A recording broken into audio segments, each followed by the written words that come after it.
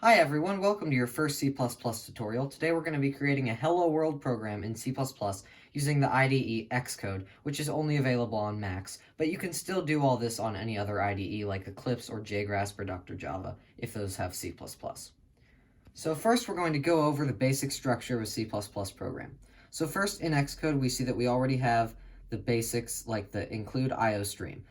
Include IOStream means that C++ is including the header file that's built into C++ that contains all the functions for input and output, which we'll learn about later. This int main, int argc, const char times argv, bracket bracket, parentheses, this is the main function, and everything we actually run that will be displayed on the screen will be run inside this main function. So first, to write the Hello World program, it's very simple. There's two ways we can do it. I'm going to show you both. So first you can type std : another name for this is stud, and then you type cout, all in lowercase, and then two less than signs, and then you type in quotes whatever you want to output, like hello world. And then make sure that you have a semicolon at the end. This is very important to remember. Every statement in C++ has a semicolon at the end. Then when we run this program, by pressing this run icon, build succeeded. That means it compiled correctly. Once it's done running, it's going to show you hello world, and then the exit code.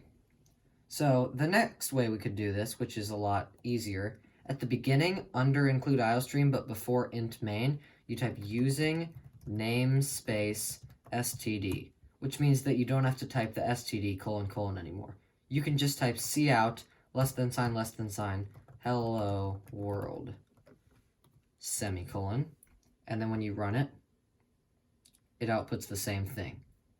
Now you notice how this program ended with exit code 0 is right after the exclamation point. One way to fix that, we could do a \n at the end, and when we run this, that'll move to the bottom. Another important thing in C++ are comments. There are two types of comments in C++. There's a line comment that's represented by 2 forward slashes.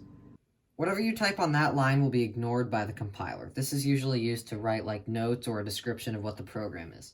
Another type of comment is a block comment, which is represented by a forward slash and an asterisk at the start and at the end. And anything in there, even if it goes on multiple lines, will be ignored by the compiler. This is usually used to write like paragraphs or blocks of code that are optional to be run.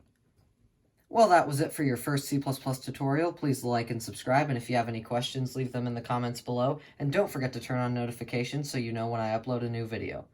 Thanks for watching.